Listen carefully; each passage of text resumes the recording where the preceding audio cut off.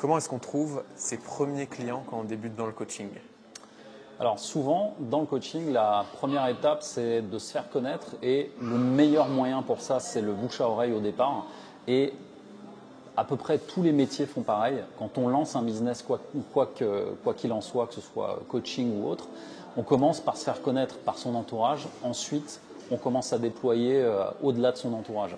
Et souvent, la croyance qui va arriver après, c'est que le bouche à oreille, c'est confortable.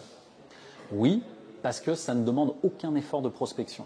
Par contre, il va pouvoir, ce bouche à oreille va pouvoir en fait amener, on va dire, 10, 15, 20, 30% de chiffre d'affaires dans certains cas.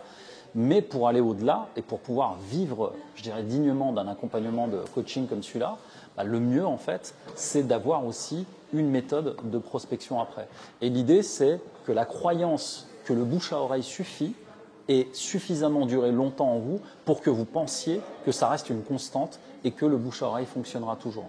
C'est vrai au démarrage, quand vous lancez un business, mais une fois que vous avez lancé, si vous voulez aller au-delà en termes de chiffre d'affaires, passer des paliers comme 1000, 2000, 3000, 5000 euros, là, il faut plus parce qu'en fait, on tombe dans le schéma classique d'une entreprise. Là, on a besoin d'un volume de prospection et ce volume de prospection est nécessaire. Et ça, c'est valable pour toutes les entreprises parce que sans un volume de prospection, donc je dis une bêtise, mais si on a un volume de prospection de 100 personnes, on sait très bien que si on se met en relation avec 100 personnes par le bouche à oreille, tout le monde ne viendra pas travailler avec nous à 100% des cas. C'est pour ça qu'avoir ce volume de prospection demande autre chose et une autre croyance que celle d'être justement uniquement dépendant du bouche à oreille et arriver peut-être aussi sur des stratégies, parfois des stratégies marketing, parfois des stratégies de contenu organique.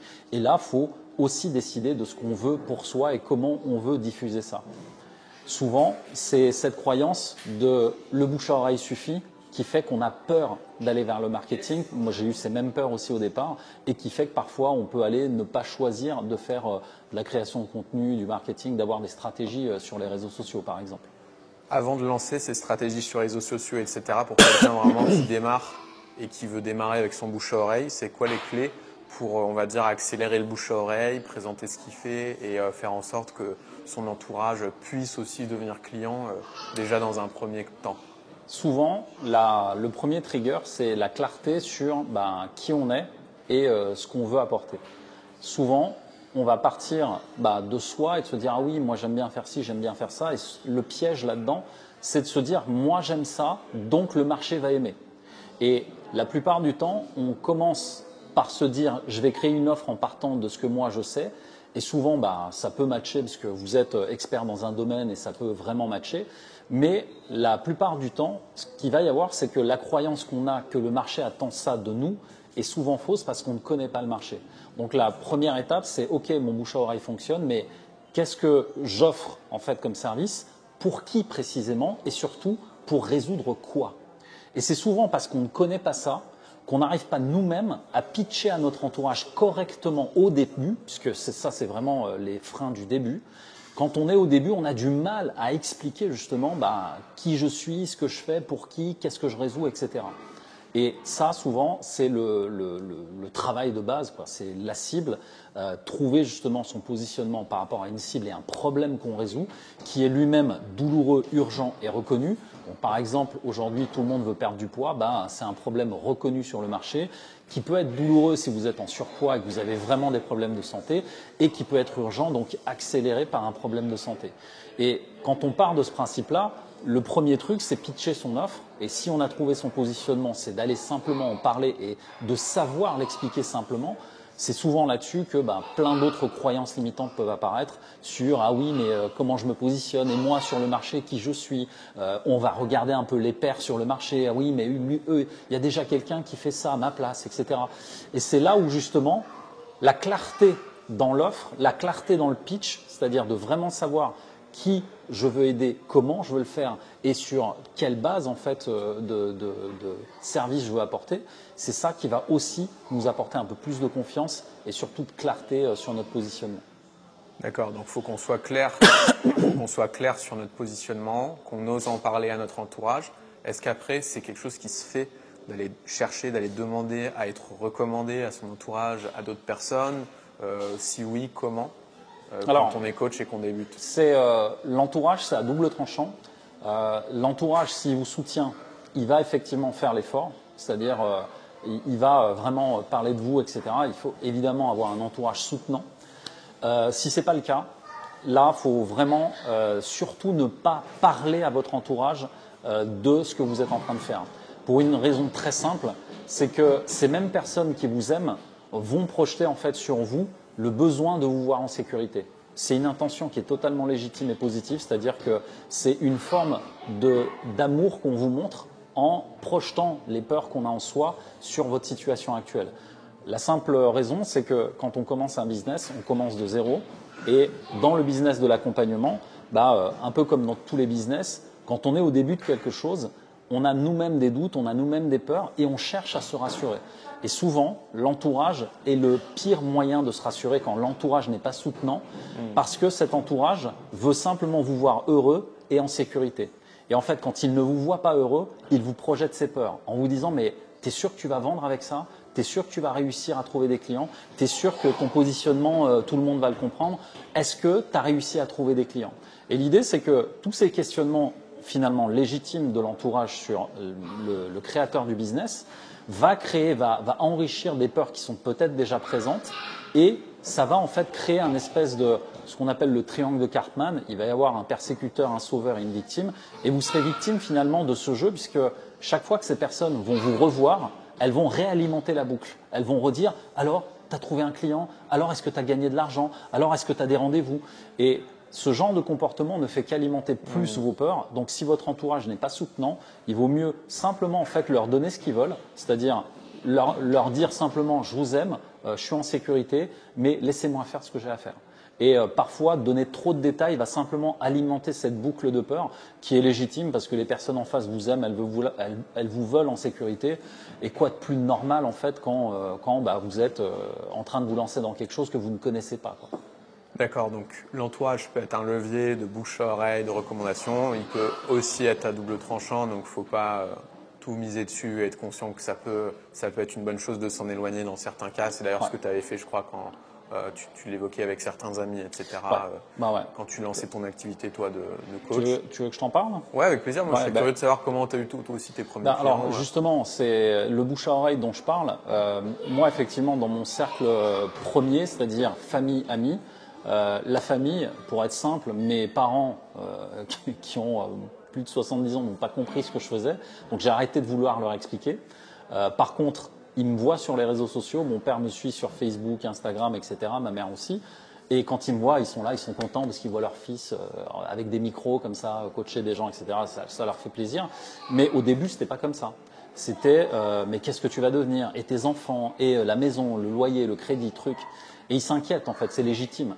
Mais au-delà de ça, l'autre partie, c'est les amis, les soi-disant amis. Tous ceux en fait qui ne comprenaient pas s'éloignaient de moi naturellement. Et les fameux amis dont je parle, c'était plus des amis de statut social. Avant, j'étais cadre dirigeant, donc directeur, etc. Et les personnes venaient à moi simplement parce qu'elles pensaient qu'être à mes côtés leur donnait une espèce de notoriété sociale pour dire ah bah oui, regarde, je suis avec le directeur, machin et tout.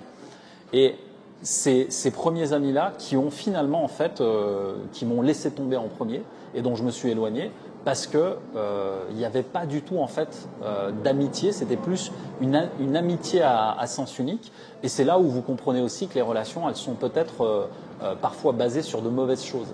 Donc dans ce milieu-là, surtout dans nos métiers, ce qu'il faut, c'est surtout garder le focus sur soi et ce qu'on veut et garder un cercle, selon moi, restreint de personnes qui comprennent ce que vous faites et qui vous soutiennent. Et là, pour moi, pour le coup, ça a été ma femme, mon fils et ma fille qui, eux, me soutiennent à 2000% depuis le départ. Et c'est pour ça que je leur envoie ça d'ici, je les aime parce que c'est grâce à eux si j'en suis là aujourd'hui. Ils m'ont soutenu dans toutes les épreuves que j'ai eues, vraiment des débuts extrêmement chaotiques, catastrophiques, jusqu'à aujourd'hui où l'entreprise prospère et tout va bien. Mais ça n'a pas toujours été le cas et franchement, c'est ce cercle restreint qui quand même permet d'aller plus loin. Donc, sélectionner les personnes autour de soi, c'est vraiment important. Comment tu as sauté le pas des réseaux sociaux pour commencer à communiquer? Comment ça s'est passé? Comment tu as eu tes premiers clients avec les réseaux sociaux? Franchement, c'est pas arrivé tout de suite. Faut savoir que je suis né en 77. À l'heure où je fais cette vidéo, j'ai 48 ans. Je suis arrivé sur les réseaux sociaux à une époque où mon seul réseau social, c'était Viadeo, l'ancêtre de LinkedIn. Donc, je sais pas si tu vois le gap gigantesque qu'il y a entre ça et maintenant. T'es pas un mec du digital, quoi. Je suis pas du tout un mec du digital à la base. Et en fait, à l'époque, quand j'étais dans une très grosse entreprise corporate, donc il fallait avoir un compte Viadeo et LinkedIn pour dire voilà, tu représentes l'entreprise. Mais au final, ce qui s'est passé, c'est que mon arrivée sur les réseaux sociaux, j'ai vite compris que si je n'étais pas visible, je n'étais pas découvrable, les gens ne pouvaient pas savoir qui j'étais et ne pouvaient pas me découvrir pour venir voir mes services et ce que je proposais. Donc la première étape, ça a été surtout de tout créer de zéro. Donc j'ai commencé, je crois, par YouTube. J'avais déjà un compte YouTube. J'avais Instagram, j'avais Facebook. Et Facebook et Instagram, ça se crée ensemble en plus, donc c'était facile. Et j'avais LinkedIn. Et après, un peu plus tard, quand TikTok est arrivé, j'ai fait TikTok, mais un peu plus tard. Et pour le coup, je suis sur ces 5 plateformes-là. Mais à la base, je me suis vraiment fait violence pour y aller.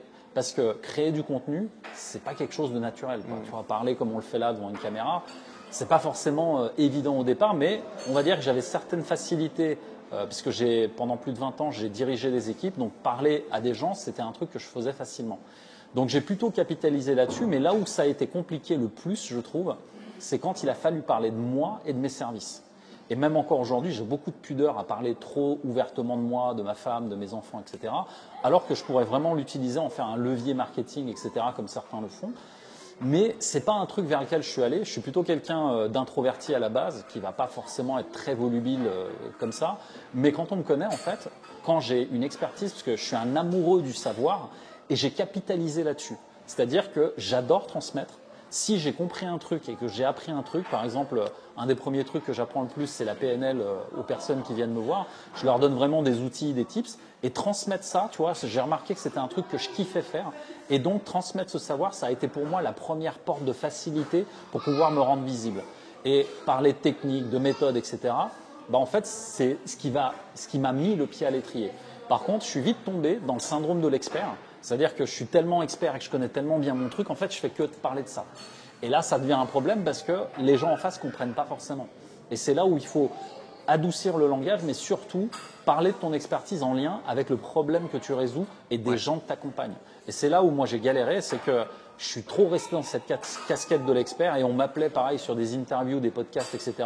en mode voilà le coach PNL de l'époque. Et au fur et à mesure, j'ai commencé en fait à mieux comprendre ça et vraiment à me cibler aussi sur ce que je devais donner sur les réseaux.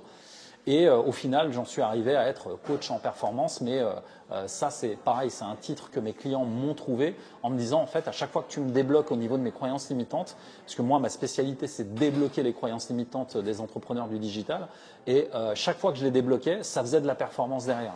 Et en fait tous mes clients me disaient putain c'est trop bien, grâce à toi j'ai multiplié mon chiffre d'affaires, j'ai je sais plus X chiffre d'affaires alors qu'avant c'était comme ça. Et il y a des histoires un peu complètement folles comme ça, simplement sur ça. Un client, par exemple, avec qui j'avais eu un call, il m'appelle comme ça et il est dans le flou par rapport à un projet qu'il a dans la tête depuis un moment, que ça fait presque 6-7 mois, et il n'arrive pas à le lancer parce qu'il a des croyances sur oui, mais qui va être là, qui va répondre, etc.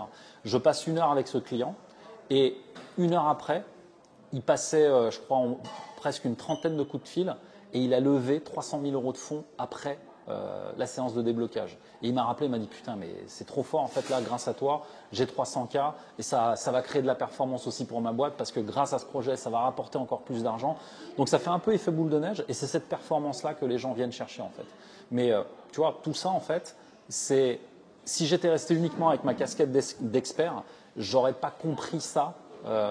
J'ai simplement en fait écouté les clients et écouté ce qu'ils me disaient, quoi. Ouais, donc pour cet enjeu de création de contenu, ce que tu as soulevé, c'est déjà communiquer en son nom propre. Voilà, ça peut être une barrière à sauter qui n'est pas évidente.